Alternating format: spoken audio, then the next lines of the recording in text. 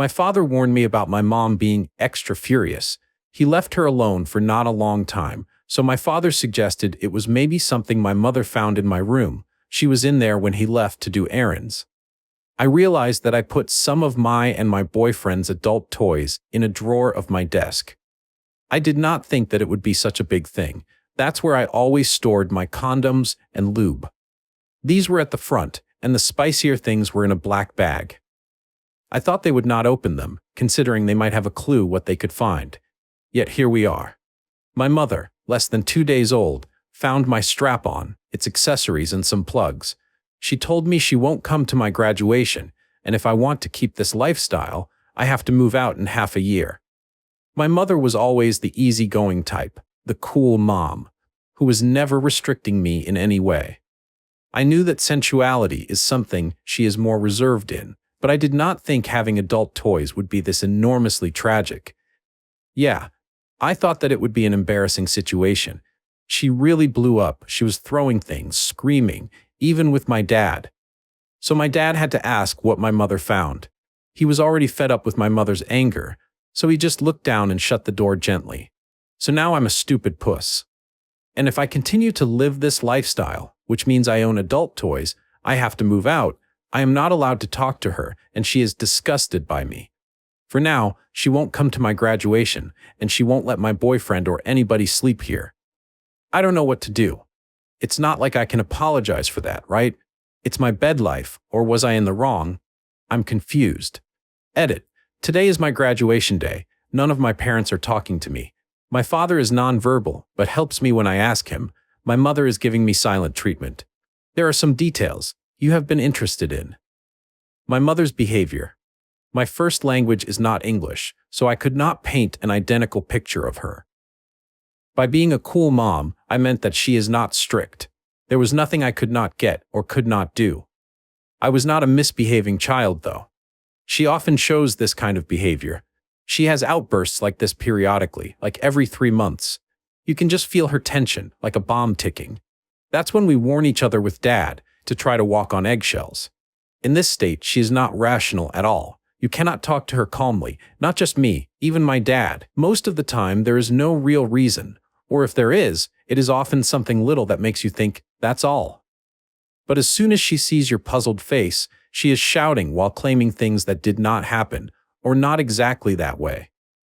She likes to guess what's in our minds, and is not listening. When she is seeing red, it's like a monologue.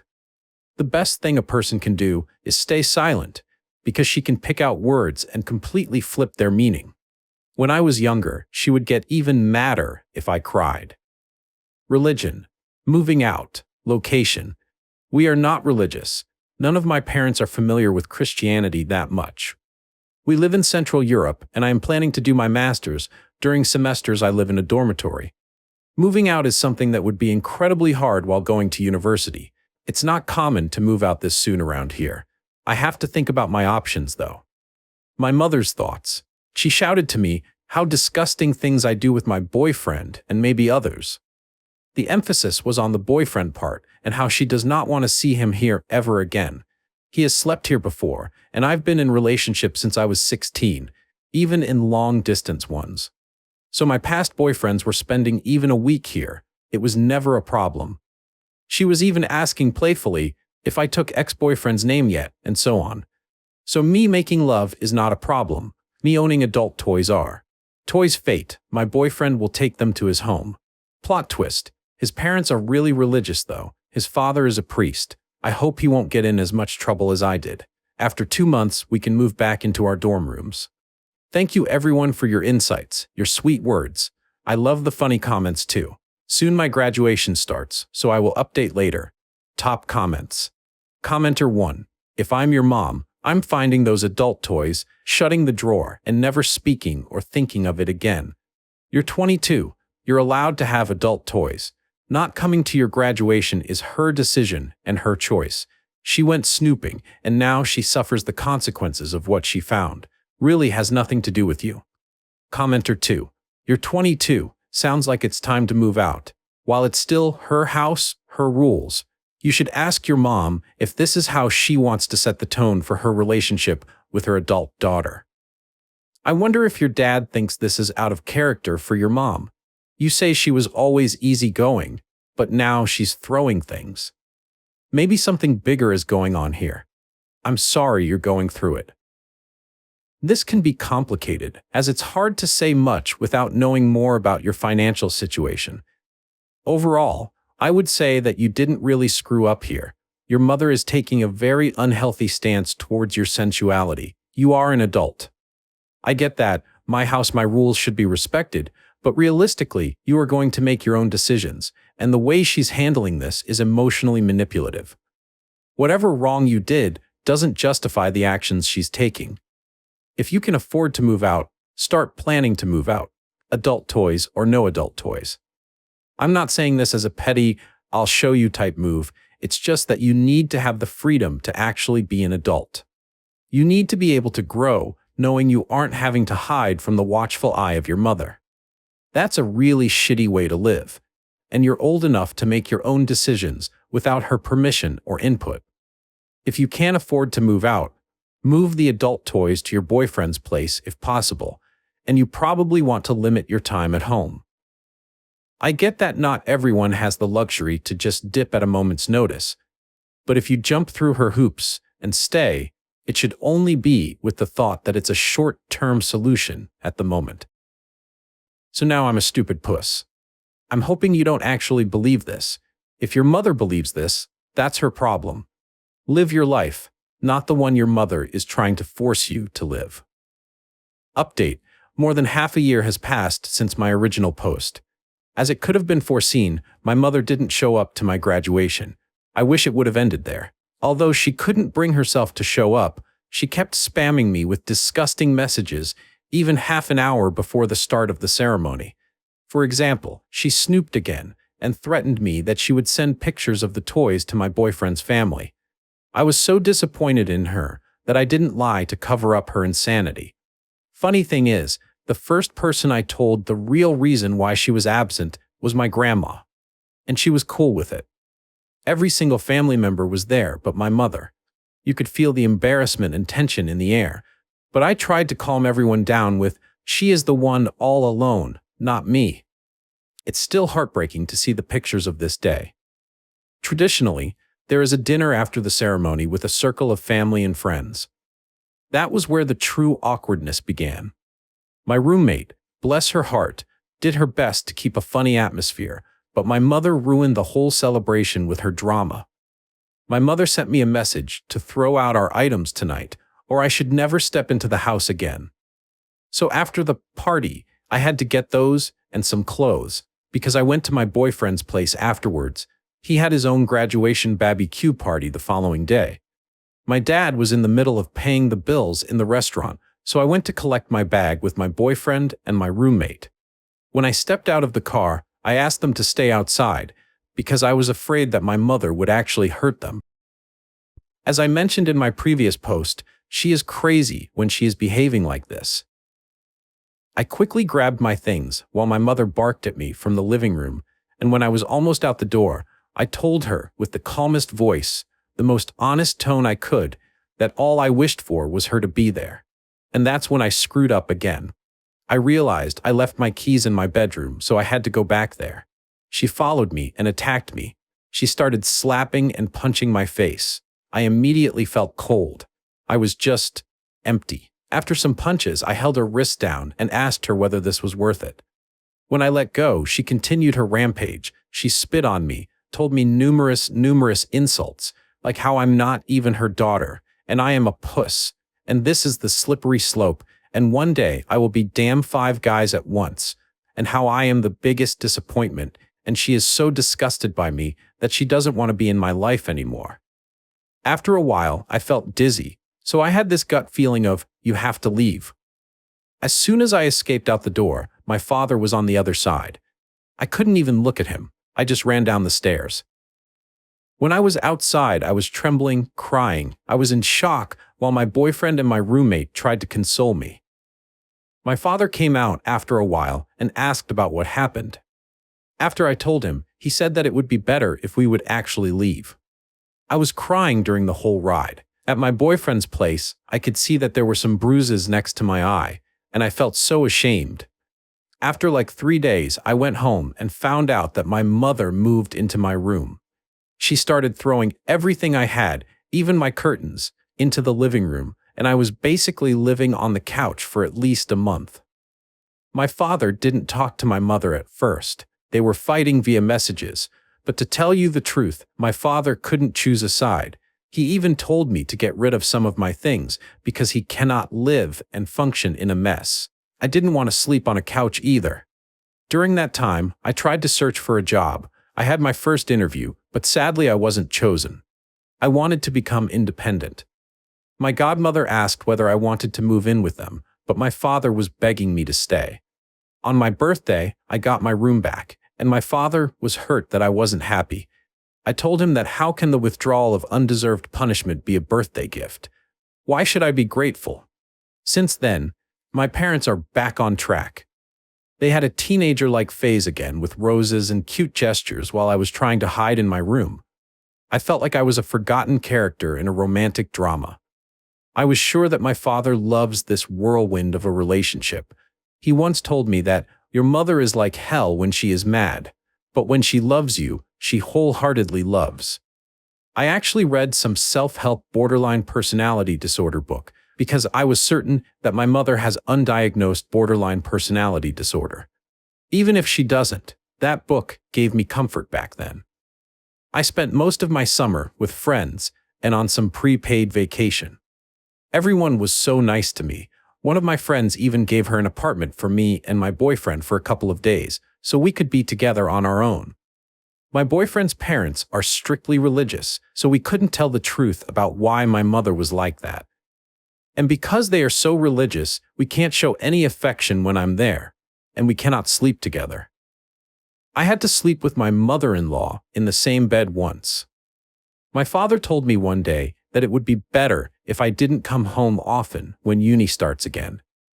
He said that my mother can be more controlled when I'm not around, and whenever she hears that I'm going home, she always gets nervous. Although that statement hurt a lot, I accepted it, and somehow deep in my heart, I knew that this should be the best way. So university started again. I couldn't get a part-time job related to my studies, but I was dreaming of doing a second degree along with my master's. I had my savings for this, so I actually followed my heart, and I'm doing both. Luckily, my father still sends me some money on a monthly basis. I get some social scholarships too. My father had to keep my mother in this newly found honeymoon phase, so he bought some tickets to Greece. He sat me down one day when I went home and told me that he only bought 2 tickets because we are not ready for a vacation together. What did he mean? We were not on speaking terms with my mother at all. I wasn't mad that I wasn't able to go. I was mad because I felt like she was given all these expensive and heartfelt gifts, while all she did was beat me. And because of her drama, I didn't get my graduation gift, which was a trip to London. It felt like he spent that money on her instead. I had to look after my dog while they were away, and when they arrived home, my mother was telling all these stories about their time there. I always hated this out-of-the-blue mood changes, but this was the point where we were talking again. I wasn't trusting her at all. I still wasn't coming home often, maybe once a month, mostly when they had some other things to do, so I could spend some peaceful time with my dog. They started to come to my dormitory often with no real reason. They bought me clothes, gifts which were uncalled for. It felt like they wanted to buy me back with materialistic things, which I never actually liked. Saying sorry would have worked way better. This new behavior made me so confused, like I wanted to stay away from them. That was something I even talked with my father about. Yet they were trying to get closer and closer. There is a free but short therapy-like service at my university, so I could talk this out with a clinical and family therapist. Whenever I was at home, I would try to talk to them like we used to. Not deep talks, but about what happened to me. I could feel that although they were so eager to give me some unnecessary gifts, when it came to the emotional side, they weren't that invested. One day, Mother changed her tone again and told me that despite her talking to me, she hasn't forgiven me and that it is so annoying that I mention my boyfriend and she doesn't care about him. She was hysterical. And she wanted me to know that if I end up with him later, she won't show up my wedding ceremony either, and she won't visit me in the future. That was the point where I realized I should really not get hopeful anymore. Since then, I cannot tell them any stories, because I live with my boyfriend, so he is in most of the interesting memories of mine. I would have to leave him out of the story, and that is really mentally tiring, and honestly, it would break my heart. It helps that they don't even ask how I am, so me and my parents are just really drifting apart. What is interesting is that although I was really a spoiled princess kind of a child, I always had this conflict within me that I felt so incompetent that I had mental issues. I was afraid that this world was too hard for me to navigate and was so behind my peers. I couldn't do any house chores because my mother wouldn't let me do them, and she didn't teach me anything.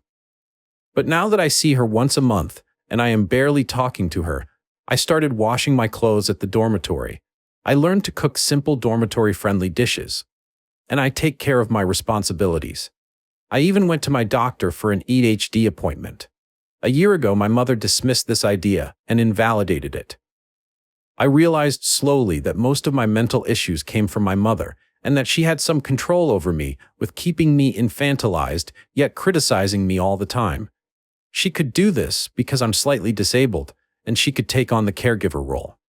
She could keep me in a bubble while leaning on me for emotional support.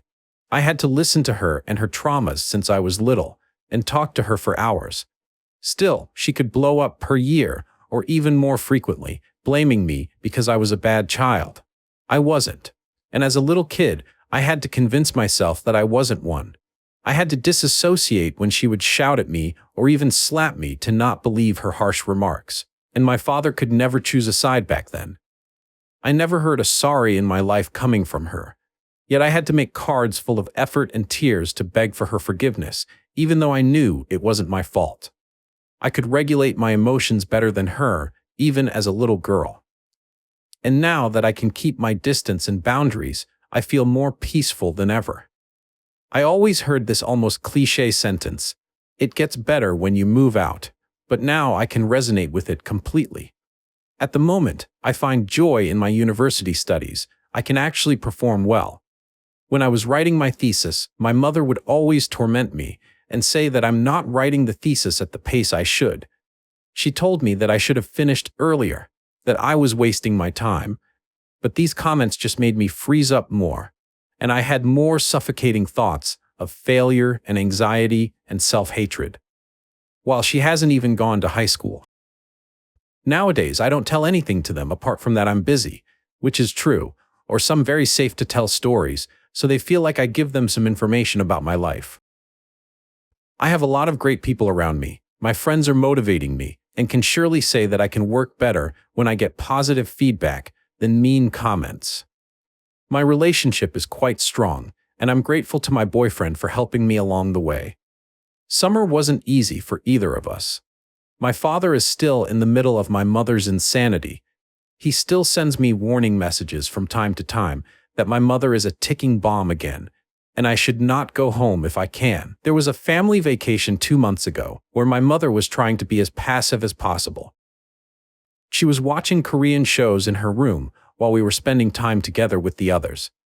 I think she felt guilty because they are the very same family members who were at my graduation when she was not. At the end of this vacation, my father told me that he is thinking of getting a divorce, and how she is sucking out the positivity out of him. But he backpedaled. He wasn't taking action, and I see this puppy love for my mother in his eyes again. I feel sorry for him, but it's somehow relieving to see that I'm not the main root of my mother's irrational outbursts. She will always find something to stir things up. My parents are getting used to this low-contact, let-each-other-live approach. I am relieved that they aren't pushing for more. Despite this emotional distance, my father still helps me financially. This is the reason why I'm able to keep this up. In the future, I would like to focus on getting financially independent, but for now, I feel great and free.